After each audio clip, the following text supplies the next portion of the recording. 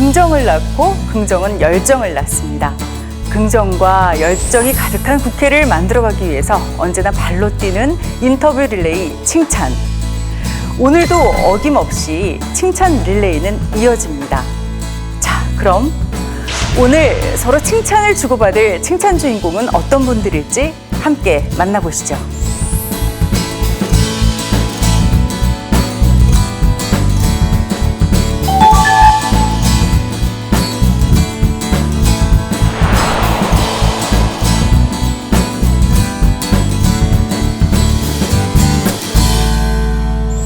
안녕하세요. 네, 안녕하세요. 네, 인터뷰 릴레이 칭찬에서 나왔습니다. 방송 전에도 우리 의원님과 말씀을 나누면서 정말 성격이 쾌활하시고 또 너무너무 장점이 많으셔서 정말 많은 동료 의원들께 인기 있는 분이 아니실까 싶은데 그중에서도 동료 한 분께서 정말 유난히 꼭 집어서 칭찬을 해주셨어요. 자, 네. 어떤 내용이실지 저희가 영상으로 담아왔습니다. 함께 보시죠. 네, 김정재 의원님, 제가 의원님을 하게 됐는데요. 잘 아시겠지만 20대 국회 때 의원님이 포항 관련한 특별법을 발의하시고 그 법안을 통과시키기 위해서 정말 열심히 일하셨잖아요. 포항 시민의 피해를 보상받기 위해서 노력하면서도 매우 유연하게 대처를 하셔서 결과적으로 법이 만들어지고 또 이미 상당하게는 주민들에게 지원이 되게 되는데 우리 의원님의 열정과 또 그 유연함을 제가 그때 보게 돼서 이렇게 의원님을 칭찬하게 됐습니다. 우리 김정재 의원님 화이팅! 아유, 표정이 조금 네. 아유, 네. 그때 생각하니까 눈물이 나려고 하네요. 보시면서 표정이 달라지시면서 좀 제가 옆에서 말씀을 나누기도 좀 죄송스러울 정도인데요. 김성환 의원님과는 어떤 인연이 있으신가요? 김성환 의원님은 사실은 상임위에서 만나 뵀어요. 질의하실 때마다 정말 합리적이시고 또 한 주제를 가지고 지속적으로 질의를 하시는 모습을 보면서 감동을 받았었는데 진짜 감동을 받은 건 제가 포항지진특별법 통과시키기 위해서 법안 소위에서 만났을 때입니다. 네. 당시에 이해찬 대표님의 비서실장이셨기 때문에 그것을 당대표한테 전달해 주셨고 중간에 저하고 대표님의 가교 역할을 해주셨어요. 그래서 정말 큰 숙제였는데 이 숙제를 푸는데 큰 도움을 주셨고 포항의 제2의 그 시민이라고 해도 과언이 아닐 정도로 정말 큰 도움을 주셨습니다. 잊지 못하는 그런 분입니다. 네, 김성환 의원님 정말 너무 감사드리고요. 얼굴에 항상 선한 기운이 있습니다. 의원님 뵈면 그냥 저까지 선해지는 것 같고 기분이 좋아지는 것 같습니다. 우리가 여야로 만났지만 국민들을 위해서 정말 필요할 때는 서로 호심탄회하게 얘기하면서 좋은 정책, 따뜻한 정책 같이 만들어 나갔으면 좋겠습니다. 의원님 사랑합니다. 자, 21대 국회의원 국민의힘 김정재 김성환 의원이 뛰어난 유연함과 열정으로 정의와 인권 수호에 앞장서는 김정재 의원을 칭찬합니다. 칭찬합니다. 네, 감사합니다.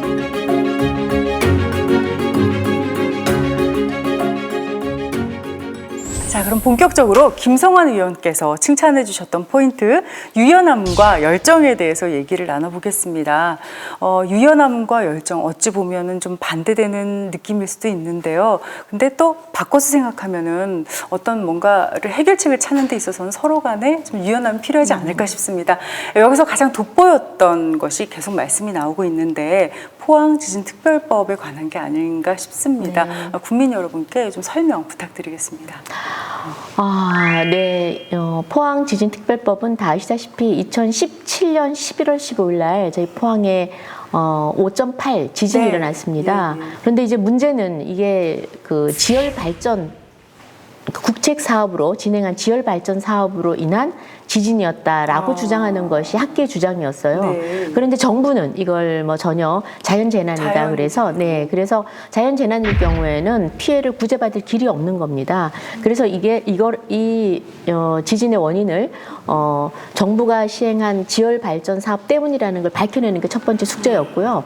그다음 두 번째는 이게 인재로 판명받아서 주민들에게 피해 받은 만큼 지원금을 주는, 그 보상을 해주는, 이게 저의 두 번째 숙제였습니다. 결국 2019년 3월 달에 3월에 저 조사단에 의해서 정부 조사단에 의해서 인재라는 것이 판명이 됐습니다. 그래서 그런 결과를 도출해냈고 도출해내자마자 인재라고 해서 바로 지진특별법 제가 그 법을 만들기 시작했는데 정말 다들 불가능한 법이라고 그랬습니다. 근데 이게 법을 발의한 지 한 7개월여 만에 국회를 통과시키는 저도 지금 그거 여쭤보고 싶었어요. 기적과 같은 일이 벌어졌습니다. 그래서 지금 현재로는 약 한 8만 명, 8만 가구 정도가 지금 저 피해 구제 신청을 해놓은 상태고요.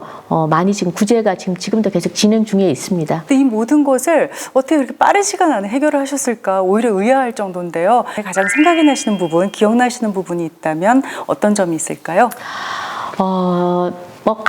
가장 기억나는 건 맨 처음 지진이 일어났을 때죠. 네. 지진 일어나는 날. 그날 제가 오후 2시쯤 이제 연락을 받고 포항으로 바로 갔었는데 나비규환이었습니다. 처음에. 예, 그래서 그 체육관에서 그 몇 주 동안 거기서 자면서 주민들 봤을 때 정말 어찌할꼬 그냥 가슴에 제가 돌덩이를 안고 사는 것 같았어요. 근데 이제 첫 번째 힘든 거는 이 조사단을 출범시키는 거였습니다. 그래서 제가 그래서 그때는 제가 농해 수위에 있었어요. 근데 이 부서가 지열 사업을 한 부서가 산업부였기 때문에 제가 일단 그 상임위를 옮겨야 됐습니다. 그래서 제가 상임위도 옮기고 또 상임위를 옮기기 위해서는 의원님들이 다들 좋은 위원회이기 때문에 서로 바꿔주지를 않습니다. 이거조차도 힘들었어요. 이게 최초기 때문에 이 법이 통과되면 이와 유사한 일이 또 발생이 되니까 정부는 소극적이었고 첫 번째. 두 번째 여당 의원님들도 당연히 정부 여당이 주로 한 몸이기 때문에 마음은 저희 포항의 입장은 이해를 하지만 적극적으로 해줄 수가 없는 입장이었습니다. 그래서 제가 홀로 정말 외롭게 혼자 싸웠는데 그 법 통과될 때까지의 그런 과정은 제가 지금도 파노라마처럼 다 모두 지나가고요. 어느 하나 힘들지 않았던 게 없었던 것 같습니다. 지금 이렇게 웃으면서 말씀하시지만 많은 그 가슴 아픈 일들도 있으셨을 텐데요. 그때 의원님의 노고에 감사를 전하고 싶은 분이 계시다고 합니다. 자, 함께 들어보시죠.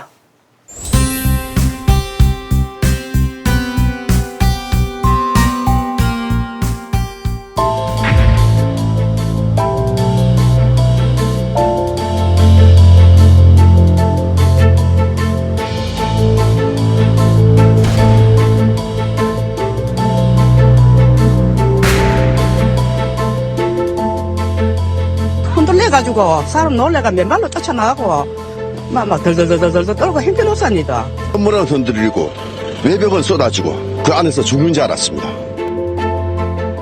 1,800여 명의 이재민이 31개소의 대피소에 긴급히 피신하였고 전파를 포함한 5만 6천여 개의 건물이 막대한 피해를 입었습니다.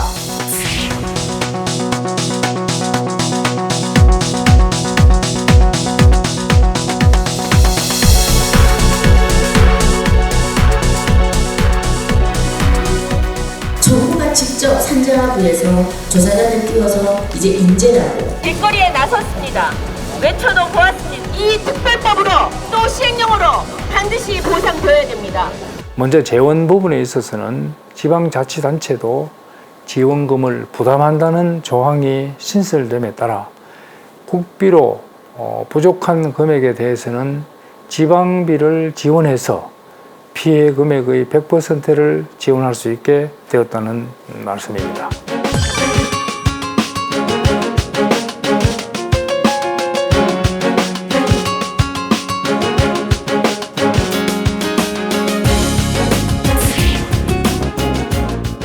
(51만) 포항 시민들이 항상 지켜보며 응원하고 있다는 사실을 잊지 마시고 앞으로도 변함없는 열정으로 지역 발전과 함께 국회의정 활동에 최선을 다해 주시기를 부탁드리겠습니다. 김정재 의원님 화이팅입니다. 네, 영상을 통해서 보니까 정말 포항 지진으로 인해서 주민들이 받았을 그 아픔도 느껴지고요. 또 거기에 대비해서 열심히 애쓰시는 또 상처를 치유하기 위한 노력을 하시는 의원님 모습도 느낄 수가 있었습니다. 포항 지진 특별법 우선 어떤 법인지 좀 여쭤보겠습니다. 네, 포항지진특별법은 크게 세 가지 핵심 내용이 있는데요. 첫 번째는 이 지진이 도대체 어떻게 일어난지 원인 규명을 하고 진상 규명을 하는 내용이 첫 번째고요. 두 번째는 이로 인해서 피해를 받으신 분들에 대해서 어떻게 피해 구제를 해줄 것인가, 또 얼마를 어떻게 줄 것인가에 대한 피해 구제를 해주는 방법, 절차 등을 또 규정을 해놨고요. 세 번째는 지진으로 인해서 포항의 경제가 정말 침체 일로에 놓여 있었습니다. 그래서 경제 활성화와 또 공동체 회복을 위해서 국가가 반드시 책임을 져야 한다라는 그런 규정 세 가지로 이루어져 있습니다. 네. 이 모든 일을 그래도 빠른 시일 안에 열정적으로 하시게 된 계기가 그 상황에 누구보다 좀 마음을 많이 쓰시고 현실을 좀 진짜 직접 발로 뛰어서 알고 계시기 때문이 아닐까 싶습니다. 그때 그 상황 좀 다시 떠올리시기가 좀 힘드시죠? 어떠십니까? 저는 마음이 너무 진짜 아팠습니다. 왜냐하면 우리 지역 주민들이 저 순박한 시골 주민들인 거예요. 싸우는데도 익숙하지 않고 자기 주장을 하는 것도 익숙지 않고 그저 참는 것에 익숙한 분들인 거예요. 그래서 내가 나서서 반드시 해드려야겠다. 적어도 내가 받은 피해만큼은, 내가 100원을 썼으면 100원만큼은 내가 받도록 해드려야겠다.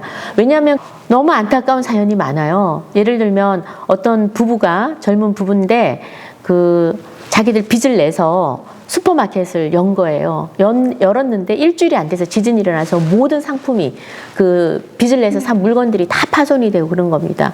그래서 결국은 빚만 지고 다들 가게 문을 닫고 이래서 어디론가 떠나버린 거예요. 이런 사실을 알았을 때도 마음이 아팠고, 이와 유사한 너무나 많은 사례들이 있었고요. 자기 그 정든 집들, 비록 조그만하고 초라한 집일지 모르겠지만 시골 어르신들의 다 혼과 인생이 들어가 있는 조그만한 집이거든요.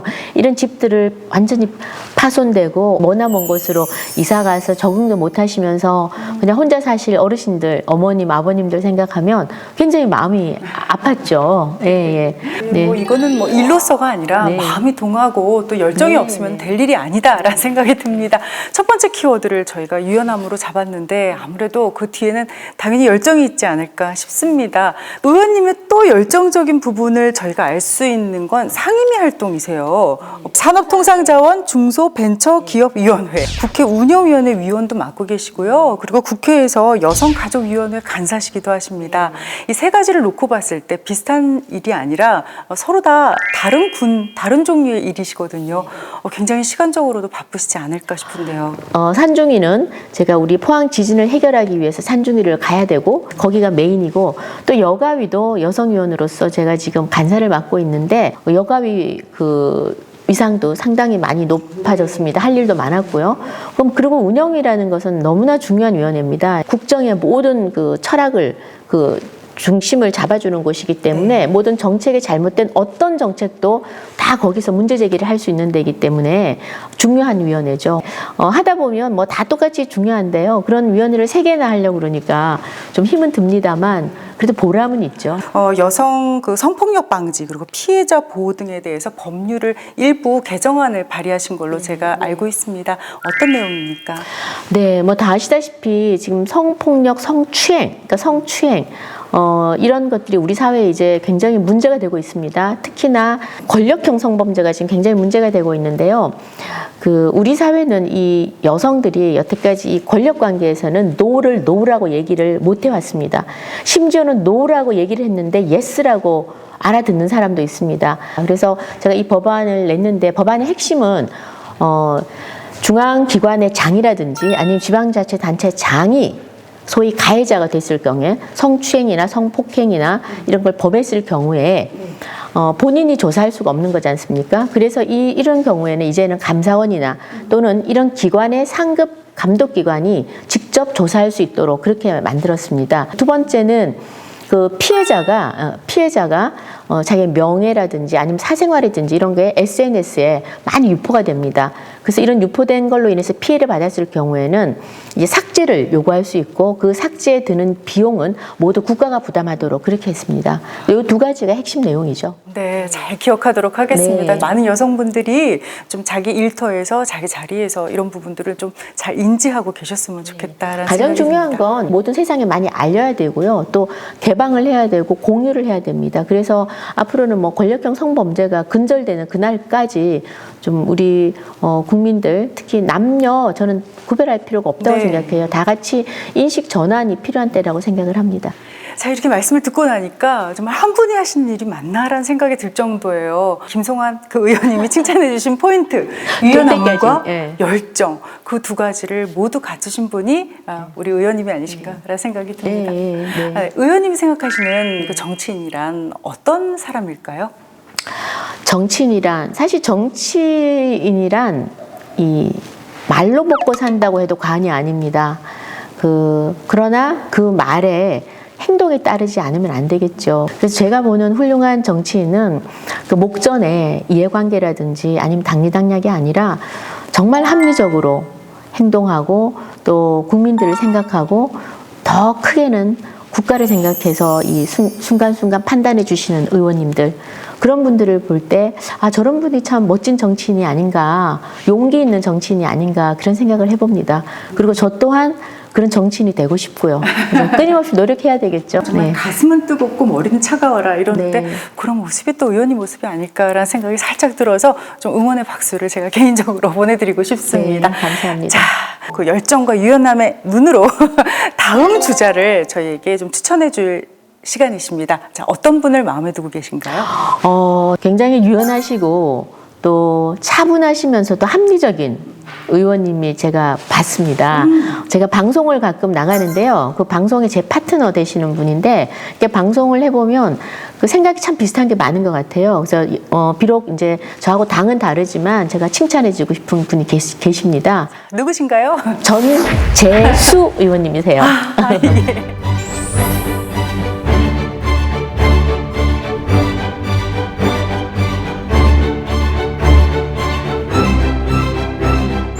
네, 안녕하세요. 전재수 의원님. 접니다. 네, 늘 방송에서 자주 뵙는데요.